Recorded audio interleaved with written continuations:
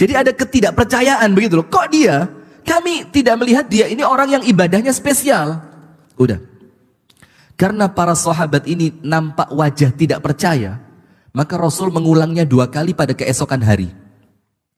Besoknya lagi Rasul katakan, yamurru bikum rajulun min ahlil jannah. Sebentar lagi kata Rasulullah, lewat laki-laki penghuni surga. Pentingnya kita membersihkan hati. Kita banyak melihat orang-orang yang ibadahnya bagus, tapi kemudian dia lalai dari membersihkan hatinya. Padahal modal utama kita, modal utama untuk berjumpa dengan Allah itu adalah qalbun salim. Maka di mana Allah Ta'ala berfirman, yauma la yanfa'u malun wala banun, pada suatu hari kelak yang tidak bermanfaat untuk kalian harta yang kalian kumpulkan ketika di dunia ini, wala banun, tidak pula mendatangkan manfaat untuk kalian anak-anak keturunan yang saat ini kalian banggakan. Bu, anak saya dokter, anak saya arsitek, anak saya pilot, anak saya anak. Lah, Allah bilang, yauma la yanfa'u malun wala banun. Nanti di hari kiamat semuanya tidak akan mendatangkan manfaat untuk kalian. Terus kita tanya sama Allah, ya Rabb, terus apa yang akan mendatangkan manfaat untuk kami? Illa, kecuali man, barang siapa atallaha, yang datang kepada Allah biqalbin salim, membawa modal hati yang selamat. Nah, kemudian para ulama menjelaskan apa itu qalbun salim. Bagaimana kita meraih qalbun salim? Para ulama mengatakan qalbun salim adalah hati yang selamat dari 3 perkara. Nomor 1, qalbun khala minasyirk, hati yang bersih dari perbuatan menyekutukan Allah. Atau kalau kita mau bahasakan dengan mudah, hati yang tidak terkotori dengan kesyirikan. Maka modal utama untuk kemudian mendapatkan qalbun salim itu bersihin dulu hatinya dari perbuatan syirik. Yang kedua, qalbun khala minal bid'ah wal mukhalafat, hati yang bersih dari perbuatan bid'ah dan penyimpangan dari sunnah Nabi. Dan ini juga penting. Bukan kemudian kita menganggap semua amalan itu benar, bukan. Cukup kita tidak apa? Tidak mengganggu, tidak usil secara lisan. Iya enggak? Karena sekarang kan lisannya usil banget. Tapi apa? Cukup kita menghormati mereka dan mereka menghormati kita, dengan kemudian kita tidak menyalah-nyalahkan mereka dan mereka tidak menyalah-nyalahkan kita. Itulah dalilnya apa? Lana a'maluna walakum a'malukum. Untuk kami amalan kami dan untuk kalian amalan kalian. Maka apabila kita ini tidak meyakini adanya amalan-amalan yang kita tidak tahu dalilnya, ya sudah, jangan diamalkan.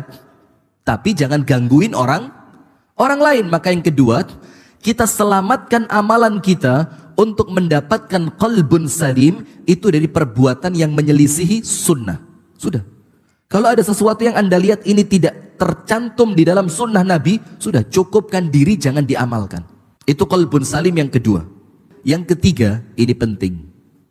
Hati yang bersih dari kebencian kepada umat Islam. Ini penting. Kita ini kadang-kadang beda masjid saja, beda masjid udah nggak saling sapa. Beda pengajian sudah nggak saling tegur sapa.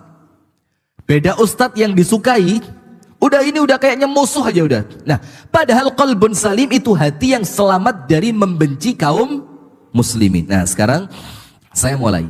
Ini bagaimana ternyata hati yang bersih itu penting. Saya kasih contoh begini. Insya Allah antum semua sudah pernah dengar dalilnya ya. Cuma kemudian kita ingatkan saja untuk kemudian kita kembali menjadikan hati itu penting untuk senantiasa dibersihkan. Ada seorang laki-laki di zaman Nabi besar Muhammad SAW disebutkan di dalam hadis yang sahih. Laki-laki itu mau lewat gitu kan. Sebelum laki-laki ini lewat, Nabi Muhammad mengatakan kepada para sahabat yang bersamanya, yamurru bikum rajulun min ahlil jannah. Sebentar lagi akan lewat di hadapan kalian laki-laki calon penghuni surga. Para sahabat langsung pasang mata. Siapa ini orangnya ini? Karena ini bukan main-main. Rasul bilang sebentar lagi yang lewat ini siapa? Laki-laki yang Allah catatkan dia penghuni surga. Baik, cip. Lewat laki-laki. Disebutkan dalam riwayat hadis itu, jenggotnya masih basah dengan air wudhu. Dan dia menjinjing sendalnya dia dengan tangan kirinya untuk masuk ke dalam masjid. Sudah, para sahabat lihat, kok dia? Jadi ada ketidakpercayaan begitu loh. Kok dia? Kami tidak melihat dia ini orang yang ibadahnya spesial. Udah. Karena para sahabat ini nampak wajah tidak percaya, maka Rasul mengulangnya 2 kali pada keesokan hari. Besoknya lagi Rasul katakan, yamurru bikum rajulun min ahlil jannah. Sebentar lagi kata Rasulullah, lewat laki-laki penghuni surga. Para sahabat merasa, Pak, nah kan, kemarin salah orang. Itulah kenapa kemarin kami nggak percaya. Ternyata yang lewat orang yang sama. Kok dia lagi? Sampai hari yang ketiga, Rasul mengucapkan ucapan yang sama dan lewat adalah laki-laki yang sama. Dan yang lewat siapa? Laki-laki yang sama. Maka setelah hari ketiga, salah seorang sahabat Nabi dalam satu riwayat dikatakan Abdullah bin Umar. Penasaran, ini amal apa yang dia miliki? Sampai kemudian dia oleh Nabi Muhammad dikatakan penghuni surga. Ini ajaib, ini orang pasti punya amal besar. Maka Abdullah bin Umar izin sama laki-laki itu dengan mengatakan ucapan yang dia bohong tapi kebohongannya untuk kebaikan. Dia bilang begini, boleh nggak saya nginep di rumah kamu 3 hari? Karena saya sedang ada masalah dengan keluarga saya diusir dari rumah. Boleh nggak nginep di rumah kamu 3 hari? Laki-laki itu bilang, ahlan wa sahlan, silahkan dengan senang hati. Wah. Sudah, masuk dia ke rumah orang tersebut yang Rasul katakan penghuni surga. Ditunggu sama Abdullah bin Umar. Ini penghuni surga, kalau malam pasti tahajud tidak pakai tidur. Ternyata apa? Itu laki-laki tidur tidak bangun sampai azan subuh. Kaget Abdullah bin Umar. Ya Rob, penghuni surga nggak sholat tahajud. 1 rakaat sholat malam tidak dia tunaikan. Tapi Rasul bilang apa? Penghuni surga. Abdullah bin Umar tidak habis pikir. Oh, puasa pasti. Maka Abdullah bin Umar, ini pasti orang ini ahli puasa. Ternyata apa? Pulang sholat subuh dari masjid, Abdullah bin Umar diajak sarapan. Ya Rob, ditanya, ente gak puasa? Tidak pernah.